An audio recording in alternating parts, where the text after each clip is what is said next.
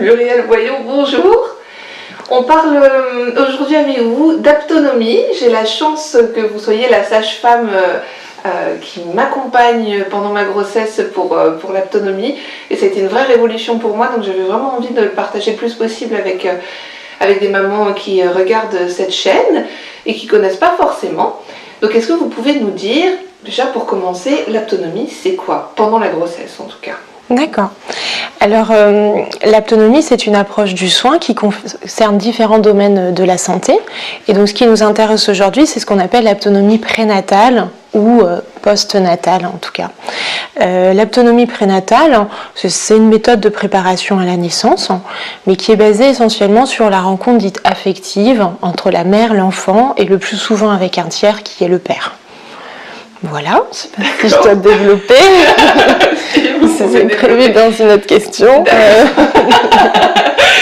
Donc en fait, en gros, cette rencontre affective, c'est qu'on part du principe que le bébé est déjà un être sensible. Ah oui, alors effectivement, pour moi ça semble évident. Oui, clairement. Alors là, je ne sais pas si c'est utile de faire des rappels physiologiques, mais on estime qu'entre 14 et 16 semaines d'aménorrhée, l'enfant est suffisamment mature sur le plan cérébral pour pouvoir discerner l'affectif, donc à la fois de ses propres ressentis, de ses propres émotions, mais aussi d'entrer en relation avec d'autres personnes. Et d'autres personnes, en l'occurrence, le plus souvent, ça va être la mère dans un premier temps, et après, dans l'environnement proche de la mère, donc le père ou interdésigné, ou parfois dans des couples de femmes, si c'est une femme qui accompagne. Et puis évidemment, les aînés aussi, on peut avoir une relation affective avec les enfants de la fratrie. Qu'est-ce qu'on entend par entrer en relation avec son enfant ? C'est vrai qu'on peut tout y mettre, mais je crois que les mères, en fait, le font de manière naturelle, sans forcément le valoriser ou sans forcément s'en rendre compte. Mais la relation, elle est déjà intérieure. C'est-à-dire que la mère concentre son attention à son bébé, lui fait sentir qu'elle est disponible, qu'elle est présente, en fait, pour lui. Et le plus souvent, elle va confirmer par le contact de ses mains, mais c'est pas nécessairement obligé. Mais souvent, les mamans, elles pensent en fait que cette rencontre intérieure, elle n'existe pas vraiment, que c'est le fruit de leur esprit, que c'est pas vraiment vrai, que c'est pas sûr. Et elles pensent souvent que la relation, elle se fait juste dans le contact fait direct et qu'elles sont pas en mesure d'appeler l'enfant de l'intérieur. C'est plus clair? Ouais. Oui. Et en fait, ce que vous pensez, et ce que prouve l'aptonomie, c'est qu'on peut entrer en communication avec son enfant, par exemple. Rien que si on lui parle intérieurement, l'enfant reçoit... Alors c'est pas ce que je pense, c'est ce qui a été démontré. Alors historiquement, il y a un monsieur qui est vraiment brillant et génial, qui s'appelait Frans Venneman, qui a fondé l'aptonomie, qui était un médecin néerlandais. Et Frans, dès l'après-guerre, dès le début des années 50, 60, il avait déjà perçu tout ça. Sauf qu'à l'époque, on n'avait pas toute l'imagerie et tous les progrès à la fois en échographie ou en neurosciences, qui maintenant nous montrent à quel point, à l'époque, Frans était précurseur.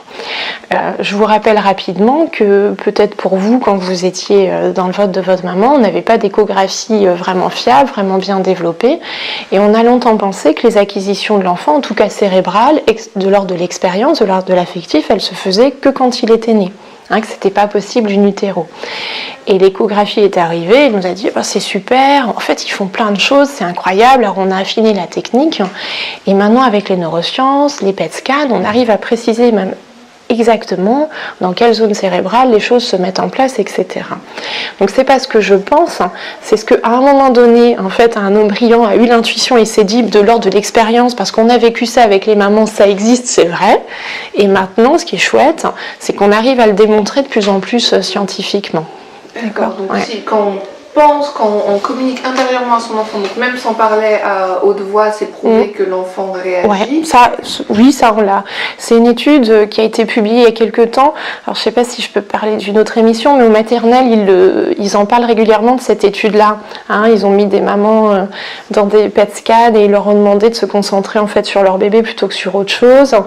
Et puis on voit bien que les bébés activent préférentiellement certaines zones cérébrales quand la mère s'adresse à eux. Donc oui, l'enfant est tout à fait capable de le discerner. Mais encore faut-il qu'il soit invité à le faire. D'accord. C'est pas quelque chose qui est de l'ordre de... ça lui tombe pas comme ça. C'est-à-dire qu'il va se nourrir des expériences affectives pour pouvoir répondre. Donc l'aptonomie est aussi une invitation. C'est une valorisation de ce qui est prévu. En fait, les parents n'ont pas besoin de nous voir en aptonomie, évidemment, pour mettre en place une relation affective avec leur enfant, d'accord ? C'est simplement que cet accompagnement valorise ce qui est présent. On les confirme dans l'idée, bah oui, c'est bien en fait. Ce que vous faites, ça n'arrive pas par hasard. Et regardez à quel point votre enfant est capable d'interagir et de se nourrir de ça. C'est vrai que de mon expérience personnelle, donc à vos côtés, avec mon compagnon, c'était incroyable de voir à quel point, par un contact et par une invitation, par une pensée vers notre bébé, le bébé réagissait, venait sous les mains, et c'est comme si l'aptonomie vient renforcer en fait, cette relation. Il y a une valeur de confirmation. Alors moi, je m'étonne toujours en fait de... pourquoi il y a vraiment besoin de cette confirmation finalement. Et j'ai jamais, je crois pas avoir rencontré des parents qui étaient allés aussi loin dans leur rencontre affective que quand on les confirme dans l'accompagnement en séance. Et ça me pose toujours question, je me dis mais comment ça se fait qu'on a besoin de quelqu'un comme ça, d'un tiers qui vient et qui les confirme dans ce qu'ils sentent. Je pense vraiment que c'est uniquement parce que sociétalement les gens sont peu confirmés à tout ça et qu'il y a souvent les autres qui vont leur dire c'est pas possible, non, l'enfant il comprend pas, il s'en rend pas compte, c'est le fruit de ta pensée, etc. Et aussi parce que je pense que même encore les parents méconnaissent les compétences en fait in utero des bébés. Donc ça les freine. Et souvent j'ai des papas qui me disent mais moi je voyais bien que je pouvais aller plus loin, mais je sais pas pourquoi il y a quelque chose qui m'empêchait d'aller plus loin. Je sais pas si je suis claire. Ici, bien sûr, donc vous les invitez, vous les confirmez, en fait, ils sont pas en train voilà, c'est légitime. Voilà, c'est ça. Ce que vous avez perçu, c'est légitime. C'est pas le fruit de votre imaginaire, c'est une réalité. Et on vous confirme, en fait, là-dedans, bah voilà, amusez-vous, voilà, en gros. Donc on peut entrer en contact avec son enfant par la pensée, par la parole. Alors par la pensée, attention, je pense qu'il faut préciser un petit peu. Alors pour moi, c'est clair, mais ça l'est peut-être pas pour tout le monde. Par la pensée, c'est concentrer son attention à son bébé là maintenant, dans la présence. C'est pas penser à son bébé. Parce que, imaginons, là je peux penser à mon bébé, mon bébé, plus tard je ferai ça avec lui, ou il sera comme ça, ou je le visualise comme ça. Ou je peux là maintenant être avec lui. Ouais. C'est pas tout à fait la même chose. Donc c'est plus, en fait, un être échange, être ensemble, quoi. Voilà, être ensemble dans la présence. Communiquer avec lui par la pensée, communiquer avec lui par la parole, même à haute voix. Oui, voilà. Quoique souvent, en fait, les mamans, elles se rendent compte que c'est pas forcément très utile. Elles trouvent ça parfois un peu bizarre de s'adresser à lui à voix haute. Et c'est plus que le bébé va percevoir le son de la mère simplement parce qu'elle discute avec d'autres personnes ou avec le père, en l'occurrence, Est-ce qu'on peut communiquer aussi avec lui sans mots intérieurs, uniquement par le toucher ? Non.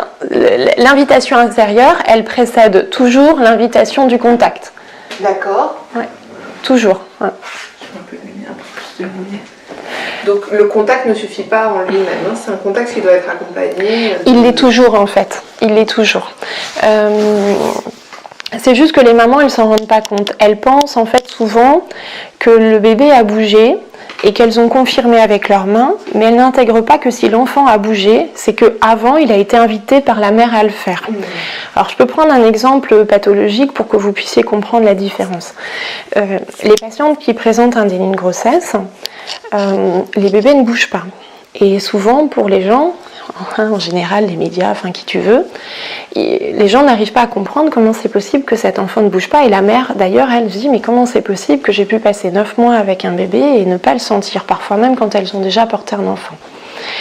L'idée, c'est que le bébé, même si physiologiquement il serait capable de bouger, en gros il a des muscles, il a des membres, il a un cerveau, s'il n'est pas invité à le faire, il ne le fera pas ou de manière difficilement perceptible, c'est-à-dire vraiment très très discrètement. Et très souvent, les bébés qui sont portés par des femmes qui font un déni de grossesse ont des positions très prostrées, très en boule, contre la colonne vertébrale de la patiente. D'accord ? Donc en gros, tu as beau tout avoir, si personne ne t'invite dans une relation, tu ne vas pas te déplacer et te mettre en mouvement. D'accord ? Et quand les mères intègrent le bébé, mais il est là vraiment, comme par hasard, elles le sentent bouger. C'est plus clair ? Oui, bien sûr. Ouais. C'est ça qu'il faut comprendre. Ouais. Est-ce que ça fait du bien au bébé?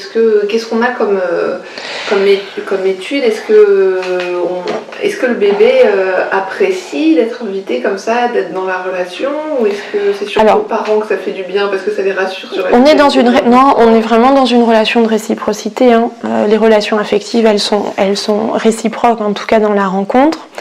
Alors pendant longtemps, le discours de Franz ou des personnes qui l'ont accompagné au départ était: on n'a pas la certitude, mais on a beaucoup d'expériences qui nous le montrent. Et en tout cas, on imagine assez bien que ce qui est bon pour le bébé est bon pour la mère, et ce qui est bon pour la mère est bon pour le bébé. Logique. A contrario, il est difficile d'imaginer que ce qui est mauvais pour la mère est forcément mauvais pour l'enfant. Donc là, il faut pouvoir prendre un petit peu de recul. Mais en gros, je vis le bon de la rencontre, donc il n'y a pas de raison que tu ne le perçoives pas. Et là, par contre, vraiment, les neurosciences, récemment, et je pense qu'on sera amené de plus en plus à le démontrer, je pense que nous donnerons des preuves quant aux validations, en tout cas, de l'impact cérébral de la rencontre affective. Voilà. Et on entend souvent d'ailleurs que les bébés qui ont été en relation avec leurs parents via l'aptonomie sont des bébés qui ont un contact beaucoup plus aisé avec leurs parents, en tout cas comme s'il y avait une relation qui se... ça semble logique en fait, quand tu as passé du temps ensemble, tu te connais mieux, c'est plutôt comme ça. Moi ce que je peux dire, mais ce sera un petit peu subjectif, j'ai le sentiment en fait que les mamans que j'accompagne, déjà elles se sentent plus puissantes. Alors je sais pas si ça vous pouvez le confirmer, mais dans l'idée que elles doutent pas du tout qu'entre elles et leur bébé c'est facile, ça va bien, que c'est une vraie personne, et cette puissance là souvent elle est utile quand tu t'occupes de ton enfant dans la vie postnatale. En fait elles se sentent plus légitimes. Les papas aussi. Moi, je te connais déjà, on a déjà vécu des choses ensemble, donc ça semble plus aisé de pouvoir m'occuper de toi dans la vie postnatale. Ça semble assez logique.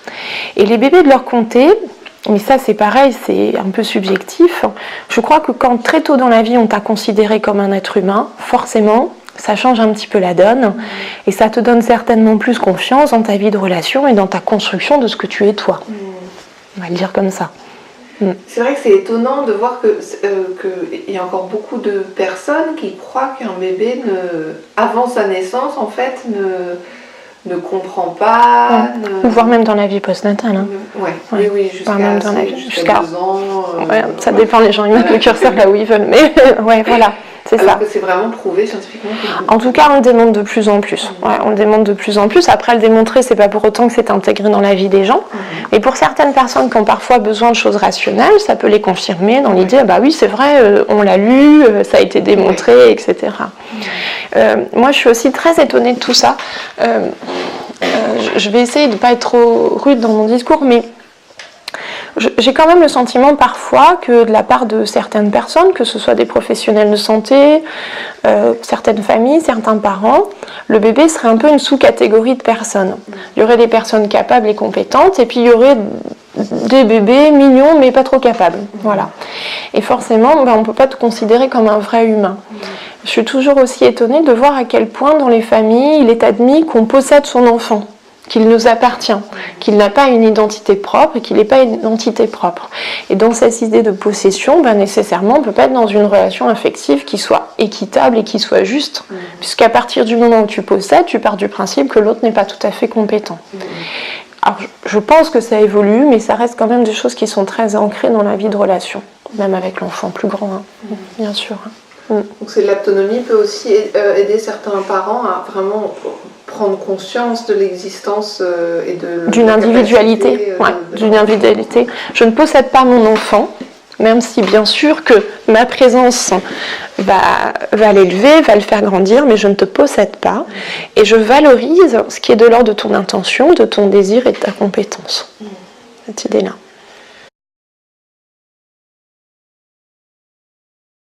Comment ça se passe concrètement une séance d'autonomie ? Alors, les séances, elles sont assez précises. Il y avait une trame qui avait été définie dans le cadre de la formation. Alors, c'est difficile à décrire, mais on passe du temps autour du bébé. Très souvent, on confirme en fait les perceptions des parents. Après, on va travailler sur des gestes de confort pour la grossesse, pour que la mère se sente confortable quand elle porte son enfant. On travaille aussi sur la perception de la peur, de la douleur. On fait un dernier travail sur la vie postnatale avec le bébé, que je crois qu'on n'a pas encore fait ensemble. Voilà. On n'a pas encore fait, ça ne saurait tarder. Parce que voilà, l'autonomie c'est transversal et quand on a invité son bébé d'une certaine manière pendant la grossesse, ça semble logique de le faire dans la vie postnatale, dans les gestes de la vie quotidienne. Donc ça c'est la suite. Et puis après, en fonction des modalités de l'accouchement, on parle plus en détail de la naissance. S'il y a une césarienne programmée, on s'y prépare. Si c'est une voix basse, on s'y prépare. Si on a une péri, si on n'a pas de péri, etc. quoi. Quelque chose qui m'a bien plu aussi pendant cet accompagnement, c'est un bénéfice connexe et je ne pense pas qu'on fasse l'autonomie dans cette intention-là première, mais en tout cas, quand on est en contact avec son bébé, on peut l'inviter à se déplacer pour avoir une grossesse plus confortable. Par exemple, un bébé qui est placé très bas et qui pèse, on peut l'inviter grâce à l'autonomie. Et c'est toujours proposé aux mères, bien sûr. Ça vous apporte du confort, mais avant tout, ça permet aussi à l'enfant de ne pas être figé. On dit souvent, passé un certain âge de grossesse, il peut moins se déplacer, il peut moins bouger. Quand l'enfant perçoit, même à 6 mois de grossesse, qu'il peut toujours se mobiliser et se placer contre sa mère, ça continue à développer son intentionnalité et ça lui donne plus de liberté dans le mouvement. Est-ce que ça donne de l'espoir, par exemple, de pouvoir inviter un bébé qui est placé en siège? Oui, en tout cas, on va le proposer. Mais pour ça, il faut avoir fait l'accompagnement dès le départ.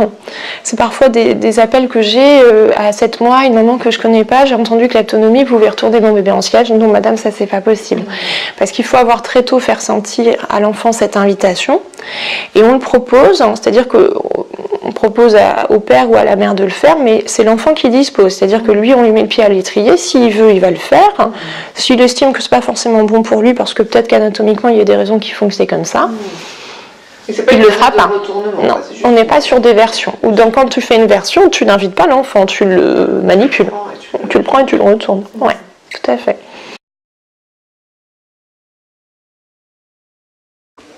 Pour faire simple, en préparant le père et en accompagnant la mère, on leur fait sentir à quel point dans la présence, on a moins peur et on a moins mal. Alors ça veut tout dire et rien dire, mais c'est difficile de développer autrement, en tout cas dans ce type de format. Voilà, mais la mère expérimente à quel point, quand elle est avec son bébé, elle est moins dans la peur et dans la douleur. Voilà, pour faire simple. Mais quelles que soient les modalités de la naissance, qu'elle ait une péri ou pas, qu'elle ait une césarienne ou pas, enfin voilà quoi. Et je me souviens aussi que l'idée du toucher du compagnon, de la compagne ou de la personne tierce peut aussi apaiser et faire diminuer... ou simplement être là, être présent. On n'imagine pas à quel point il y a des personnes, où il y a des papas, où il y a des soignants qui sont là sans être présents. Et simplement être là, c'est quelque chose qui se travaille et qui n'est pas forcément naturel pour tout le monde.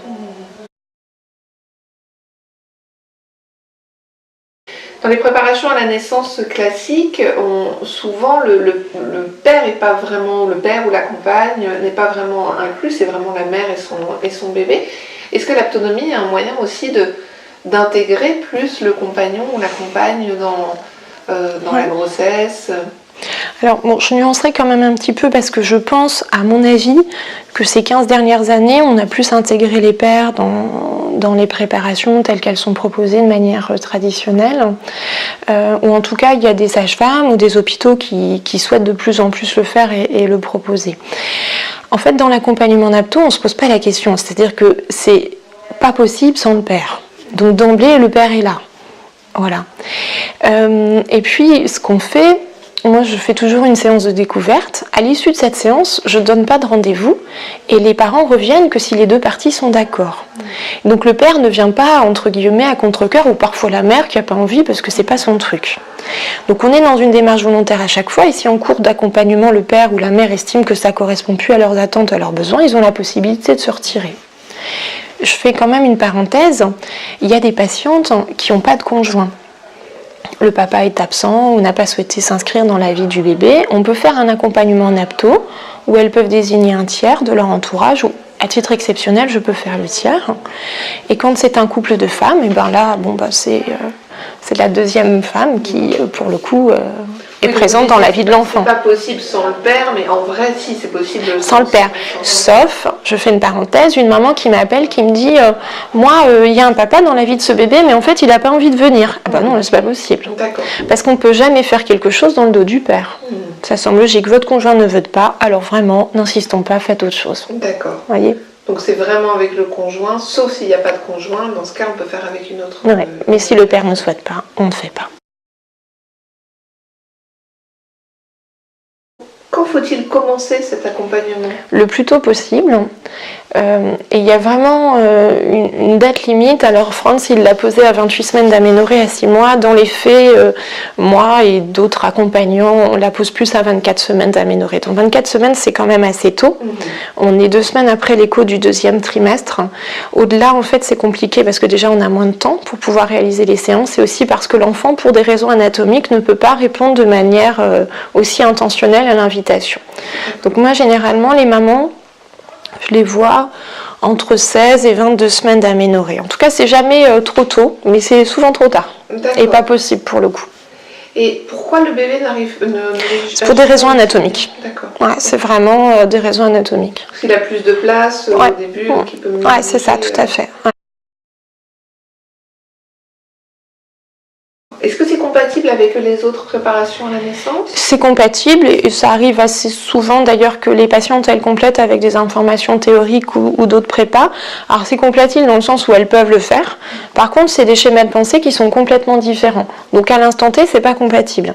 C'est-à-dire que dans l'accompagnement en apto on va être sur la concentration, on va être sur la qualité de présence à un temps donné. Et je peux pas être là présente avec mon bébé et dissociée par des méthodes hypnotiques ou dissociée par de la visualisation en sophro. Oui. Voilà. Après, les gens sont libres, ils font ce qu'ils veulent, mais en tout cas, faire les deux ensemble au même moment, c'est pas possible, parce que c'est des approches complètement différentes. Donc on peut, disons, imaginer qu'on fait d'un côté de la sophro et d'un côté de l'apto, et puis après on mobilise la technique qu'on veut au moment où on le souhaite. C'est ça. Mais il faut. Alors moi, j'explique quand j'ai des patientes qui font plutôt de l'auto-hypnose, des choses comme ça, je leur explique en fait en quoi c'est différent, et souvent je leur fais tester en séance. Et elles se rendent bien compte en fait que les deux sont pas compatibles. Rien que les respirations contrôlées, c'est pas compatible avec la présence, parce que je peux pas être là maintenant avec mon bébé et prendre de l'air et expirer tout doucement. Donc ça, elles l'éprouvent. Et puis je leur dis, après, voilà, vous avez les cartes, vous piocherez dans ce qui vous semblerait être utile, et puis vous verrez bien ce qui vous semble être le plus utile, quoi. Parce qu'on entend aussi parfois, quoi, en tant que prof de yoga, j'ai déjà eu des élèves qui m'ont dit, j'ai lu que l'apto et le yoga, on ne pouvait pas faire les deux, ça ne me paraît pas forcément... Alors, moi, je crois qu'il y a parfois, et quitte à me fâcher un petit peu, mais des discours de clocher aussi, enfin, je sais pas tout à fait l'expression là, mais vous voyez ce que je veux dire, des gardes de clocher, voilà, c'est le mot que je cherchais. Et je crois qu'il faut faire confiance aux gens, les patients, ils ont le choix, ils ont le droit, et après tout, ils choisissent, quoi, hein, d'accord? Mais comprendre que je peux pas faire, voilà, il y a des schémas de pensée qui sont pas les mêmes et qui sont pas compatibles à un temps donné. Voilà. Et ça, en fait, les patientes, elles le comprennent assez vite. En tout cas, à titre personnel, je fais du yoga et de l'autonomie avec vous. Mon cerveau n'a pas encore brillé. Après, je trouve que pour le coup, mais ça n'engage que moi, c'est la pratique qui, à mon sens, se rapproche, enfin en tout cas, interfère le moins avec la présence et avec la concentration. Je vous dis, moi, les mamans que j'ai en auto-hypnose, elles me disent bien, voilà, on n'est pas sur les mêmes schémas de pensée. Je sais quand je dissocie et que je me mets dans des états hypnotiques, voilà, parce que j'ai choisi de le faire à ce moment-là, ou je sais quand je suis là présente pour mon bébé. Moi, j'ai fait le choix de faire de l'aptonomie, mais je ne m'étais pas tellement posé la question de ce qui se passait en fait en dehors de l'apto. Et petit à petit, je me suis renseignée, je suis allée à d'autres séances, etc., d'auto-hypnose, de sophro, pour me confronter, puis les patientes m'ont fait part de ce qu'elles avaient appris. Je reste convaincue au jour d'aujourd'hui qu'il est utile que la mère soit présente pendant la naissance de son enfant, et je pense que seule l'aptonomie permet de confirmer ça. Maintenant, toutes les mères ne sont pas capables, pour des raisons diverses, d'être présentes pour la naissance de leur enfant, parce que c'est compliqué pour elles, parce qu'elles ont trop peur, parce que ça fait remonter trop de choses, etc. Et si elles préfèrent à ce moment-là dissocier et s'abstenter, et que ça leur est utile, je crois qu'il ne faut pas être dans le jugement et de se dire, pour cette mère-là, à un moment donné, peut-être que c'est uniquement ce qu'elle est capable de vivre. Et derrière, retravailler sur pourquoi ça n'a pas été possible, comment on peut vous accompagner là-dedans, etc. Mais ce que j'apprécie avec l'aptonomie, c'est que ça confirme les mères dans l'idée qu'on ne peut pas vous accoucher sans vous. Enfin si, c'est possible, mais c'est plus compliqué et sur du long terme, ça risque d'être un petit peu plus embêtant pour vous dans votre relation à l'enfant.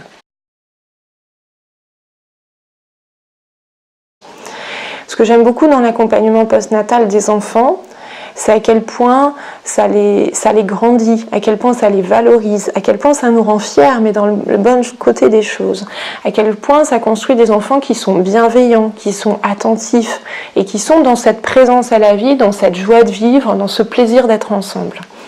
Et ça, c'est ce que je vis aussi en séance, c'est ce que j'apprécie, surtout dans les séances postnatales, quand tu as des couples qui vont bien avec des enfants qui sont bien confirmés, bien présents, franchement... tout le monde voudrait faire ça, enfin, c'est pas fatigant, quoi, hein. Je veux dire, c'est vraiment de la confirmation. En anténatal, ce que j'apprécie dans les séances, c'est que c'est sincère et c'est qu'on s'arrête. Voilà. On s'arrête à un moment donné, on se pose avec l'enfant, c'est sincère, il n'y a pas de superflu, mais ça me demande beaucoup de concentration et de présence, pour ça je ne peux pas faire non plus beaucoup en une journée. Je me limite aussi un petit peu, quoi. Donc si j'ai bien entendu, l'aptonomie continue aussi en séance postnatale. Oui, c'est ça. C'est logique. Après, les parents peuvent ne pas le faire. Mais nous, c'est notre responsabilité, en tout cas bien formée, de dire aux parents, voilà ce qui peut se passer dans la vie postnatale et voilà ce qu'on peut vous proposer. D'accord. Et le plus souvent, moi je n'ai pas de statistiques, mais les parents reviennent en postnatal. Donc ça serait aussi, ça se passe aussi avec le toucher Ouais, oui. Je réfléchis, oui. Logique. Mais là, on va plus travailler sur des gestes de la vie quotidienne et voir comment dans la vie quotidienne du bébé, on peut être dans la confirmation affective et on peut être dans l'invitation à faire. Plutôt ça. C'est plus visuel dans le sens où tu as le bébé entre guillemets vrai et pas dans l'utérus, quoi. C'est ça. Plusieurs formations existent en aptonomie, qu'il y a pas mal de gens qui se proclament aptonomes, c'est ça? Ouais, je crois que oui. Ouais. Comment trouver vraiment un bon formateur près de chez soi? Alors, un formateur, un bon accompagnement. Ouais, un bon accompagnement. Alors, c'est assez facile. Donc, l'aptonomie, comme je l'ai dit, a été fondée par un médecin néerlandais, Frans, et qui a monté un institut de formation. Mais à l'époque, il n'avait pas estimé forcément utile de poser une licence sur le mot aptonomie. Et au cours des années 80-90, des formations dissidentes se sont créées. Il y en a 2 autres, mais qui n'ont pas la validité scientifique du comité scientifique tel que Frans l'avait mis en place. Donc afin maintenant de distinguer ces formations dissidentes et la formation officielle, ils ont posé une licence sur ce qu'on appelle aptonomie authentique et le site de référence s'appelle le CIRDH. Ce site, il va référencer les personnes formées chez eux, dont je fais partie, et la condition sine qua non pour pouvoir se former au CIRDH, c'est d'avoir un diplôme au départ, à la fois médical, ou si on est en aptopsychothérapie, de psychologue ou de psychiatre qui a un diplôme médical. Donc quand on veut se former auprès du CIRDH, il faut un diplôme. C'est une formation qui est longue, qui est contraignante, et on a une obligation, de supervision. C'est-à-dire que si au bout de 3 ans, je ne retourne pas me former en week-end de perfectionnement, on est retiré des listes et il y a donc un contrôle du groupe. Voilà. Dans les formations dissidentes, votre boulangère, un ingénieur, en ce que tu veux, il va, paye, et peut se déclarer accompagnant en aptonomie ou aptonome. Alors, c'est comme tout, il y a à boire et à manger, je pense qu'il ne faut pas forcément tout voir en noir, mais moi je me dis quand même que si on a un diplôme de sage-femme ou un diplôme de médecin, ça peut être utile, et surtout ça nous oblige d'avoir un contrôle du groupe, c'est-à-dire que moi je suis contrôlée par mes pairs, par mon conseil de l'ordre, par la Sécu, par le CIRDH, et malgré tout, quand tu es tout seul et que tu te déclares ce que tu veux, tu as peu de contrôle.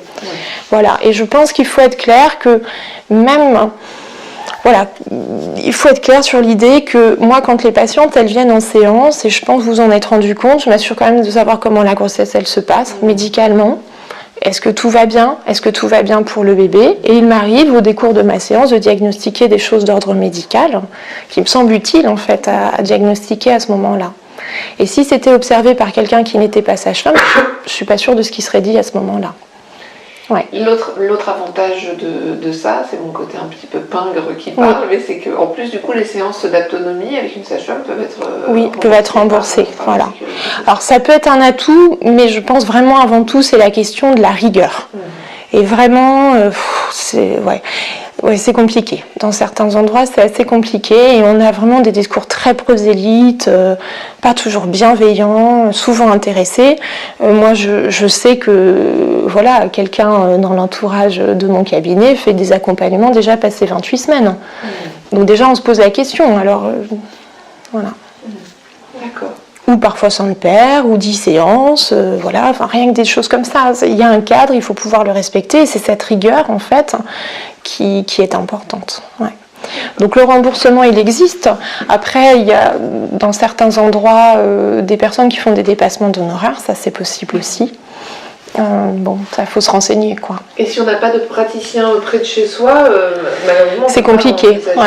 Alors, Internet, tout, c'est pas possible. Non, c'est compliqué. Alors, je pense maintenant que c'est plus trop le cas. Moi, c'est vrai, quand je me suis installée, j'étais la seule personne formée donc ici, enfin dans le département. Maintenant, c'est plus le cas. On est à Nancy, hein, voilà. Qui nous voilà, maintenant il y a des filles qui se sont formées sur Verdun, sur Sarrebourg. Après, c'est vrai que rien qu'ici dans les Vosges, il n'y a pas de personnes formées. C'est vrai que moi j'ai souvent des gens qui viennent des Vosges, ça fait de la route, c'est compliqué. Mais je crois qu'il vaut mieux se déplacer et faire un accompagnement avec des gens sérieux, on va dire. Ouais. De toute façon, c'est une séance par mois et après avec une invitation à pratiquer chez soi. Voilà, c'est ça. Confirmer ce contact avec le bébé chez soi. Oui, ou se dire, bon, il n'y a pas de personne formée, mais je vais faire autre chose à ce moment-là. Se dire, il vaut mieux pas le faire et pas forcément perdre son argent non plus, quoi.